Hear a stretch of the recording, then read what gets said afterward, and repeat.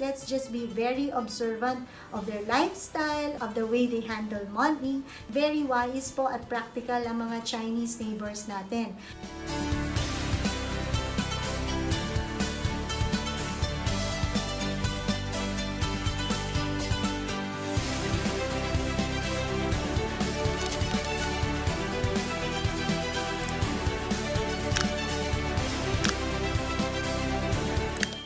Hi, this is June Fernando and I'm from Ramper Financials. Kamusta po mga ka-RFF? Welcome back to our channel. Before anything else, allow me again to say thank you to all of you who have so far subscribed to our official YouTube channel, Ramper Financials, and to those who continue to like, share, and comment on our videos. Maraming salamat po.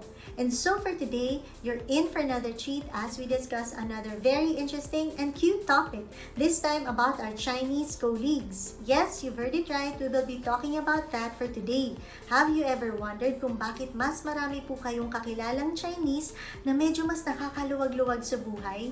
Alam niyo po, the Chinese people have an amazing ability of saving money. Their savings mindset is just so ingrained in their culture, and so habang bata pa lamang po sila in their households, their parents make sure that they recognize and they reward their children for each household chore done and accomplished properly. They've always believed that if they inculcate the value and importance of savings, investing, and hard work at a young age, it can give them long-term benefits. And so, yan rin po ang dahilan kung bakit naging very curious rin po kami dito sa Ramper Financials at gumawa kami ng sarili naming research kung ano ba talaga ang savings na ginagawa ng ating mga Chinese neighbors. Paano ba talaga nila nagagawang effective ang kanilang pagtitipid at pag-iipon? Yan po ang gusto rin sana naming ibahagi sa inyo sa araw na ito. And so, when you're ready, let us begin. Of course, on top of the list would be to buy only what you need, not what you can use. Huwag po tayong magfo-fall into the trap na parang lahat laging kailangan natin.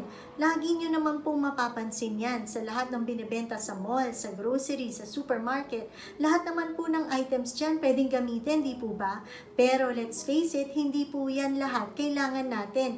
Let's be very vigilant and learn from our Chinese neighbors. Yung tipo bang they can go in and out of the groceries just buying one item? Mapapansin nyo po yan, di po ba? May papasok na Chinese, bibili lang ng tomato, na isang bottle ng mineral water, and then that's it. Tayo po kasi mga Pinoy, ginagawa na rin natin minsan pasyalan ng mga groceries. Nagpapalamig na po tayo. In the process, mas napapagastos po tayo kasi mas natatempt tayo sa iba pang mga items around us. When we go to these places, let's make sure that we prepare a list beforehand and let's stick to it para, again, hindi po tayo natatempt mag-side purchase ng mga hindi natin kailangan, and in the process, we won't go over our budgets. Second important savings tip that we need to learn from our Chinese colleague is that we need to maintain a frugal lifestyle.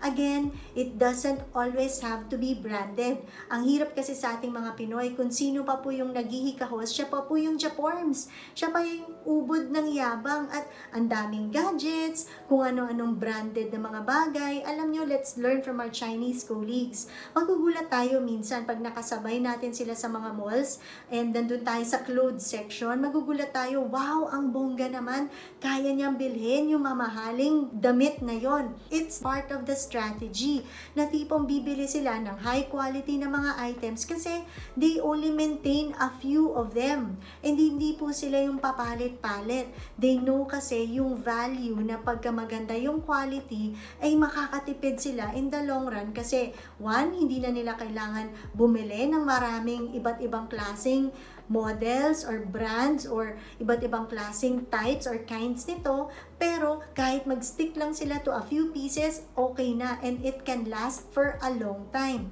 Alam niyo po, yung mga Chinese colleagues rin natin, mapapansin niyo yan, may network sila ng suppliers. Diba may suppliers sila sa alahas, sa karnes, sa bigas, sa gulay, sa kung ano-ano pa. And they willingly share this with their friends and with their families kasi they believe that the more they share, share these suppliers to them, the more na mas may chances silang makahingi ng mga diskwento sa mga suppliers. Kasi yung mga suppliers mahihiya, di ba, na tumanggi dahil ang dami na niyang ni-refer eh. Di ba ganun kawais sa mga Chinese neighbors natin? Let's also be on the lookout for all of the best deals in the market. Yung mga may diskwento, best prices, pinakamababang annual management fees na tinatawag. Let's learn from our Chinese friends. Masyado silang matyaga sa paghahanap ng mga good deals na to. They know kasi for a fact na kahit maliliit na mga ganitong bagay, in the long run, pag naipon ito, malaking bagay na rin po sa savings and investments nila. Mapapansin nyo po yan. Yung tipo bang maaga silang nag-shop for their Christmas gifts, for their Valentine gifts, at kung ano-ano pang special occasion gifts, because mas naniniwala rin sila na nakakadiskwento pa sila pag maaga nyo pang binibili ang mga bagay nito kasi hindi pa peak season eh. Alam nyo po, makikita nyo rin po ang strategies ng mga Chinese neighbors natin pagdating sa negosyo. Diba, mapapansin nyo yan. Kung saan yung tindahan nila, yung iba nandun na sa taas, yung kanilang tulugan. Diba, wais, hindi sila kailangan magbayad ng dobleng rent or yung tinatawag na real estate taxes kasi kung saan yung business nila, nandun na rin mismo yung tirahan nila. And then, pagka naging successful na sila sa negosyo nila, saka nyo pa lamang sila mapapansin na magpapatayo na magagarang bahay, na malalaking mga klase ng mga house and lot, diba? Saka pa lang sila gumagastos because that's the only time that they can afford it. Third important Chinese savings tip that we've learned is that we need to learn the art of haggling. Wag na wag po tayo mahihiyang tumawad. Wala naman po mawawala sa atin, di po ba? Pag pumayag yung tindera, that's a win-win situation. May benta na si ate, at the same time, nabili pa natin yung bagay na yon at a discount. Kung hindi naman po natin makukuha ang bagay na yon at a discount, wala namang mawawala. Pride lang, di po ba? So let's always make sure that we try to haggle and negotiate for items that we will buy. Let's also do our own research beforehand, lalong-lalo na for big ticket items kasi importanteng nalalaman natin yung going rate nito sa market para hindi tayo naloloko. At the same time, we also know how to negotiate kasi alam natin kung magkano yung price range ng bagay na gusto nating hingan ng bargain from a seller. Let's also make sure that we weigh the benefits of buying an item versus spending it in some other means. Like for example, kung may tina-target po tayong isang expensive na dress worth 3,000 pesos, pero pag winay ninyo yung benefits, isang beses nyo lang palang magagamit ito. Versus, kung ito, dinagdag nyo na lamang po sa inyong emergency fund, di ba mas long-term pa ang benefits nito for us? Yung mga ganyang klaseng diskarte, kailangan po nating matutunan sa ating mga Chinese neighbors. Fourth important Chinese savings tip that we've learned is that we need to avoid the hospital. Very health conscious po ang mga Chinese friends natin. Mapapansin nyo yan sa kanila nanggaling ang mga herbal medicines, herbal tea, acupuncture, tai chi, kung ano-ano pa. They always believe that if you maintain a healthy lifestyle, makakasave po kayo sa mga unnecessary expenses like getting hospitalized, having all of these therapies, treatments, surgeries, or yung mga tinatawag na mga medication. Let's face it, very costly na po ang magpagamot, lalong-lalo na pag nagkasakit tayo ha. Kaya let's learn from our Chinese neighbors yung we need to be conscious of our health all the time. And last but not the least important Chinese savings tip that we've learned is that we need to avoid getting into bad debts. Let's always try to live within our means. In the Philippines, instant gratification has already become a way of life. Unfortunately, every time we see an item, even if we don't have the budget for it yet, we go put it on the card. Kasi YOLO naniniwala tayo that you only live once. Kaya dapat enjoyin mo na ang buhay habang meron pa, habang kaya pa.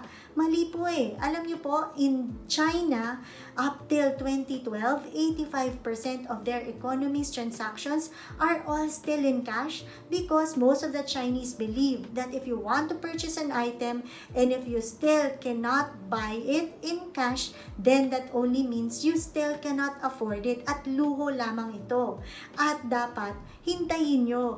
Practice delayed gratification pa po dapat kayo. Kaya mapapansin nyo yan, most of our Chinese colleagues hindi po baon sa utang unlike most of us Pinoys. Marami pa po tayong pwedeng matutunang Chinese savings tips. Let's just be very observant of their lifestyle, of the way they handle money. Very wise po at practical ang mga Chinese neighbors natin. And so to end this, I'd like to borrow a quote from Chris Jansen when he said, "You cannot change the world with your opinion, but definitely you can change it with your actions."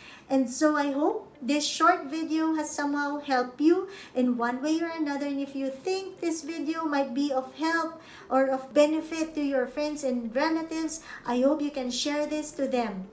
And if you haven't, I hope you can subscribe also to our official YouTube channel, Ramfer Financials, and please also tap the bell button for our future notifications and other updates. Again, this has been June Fernando saying thank you so much for watching, for all the support, and we'll see you in our next video. God bless!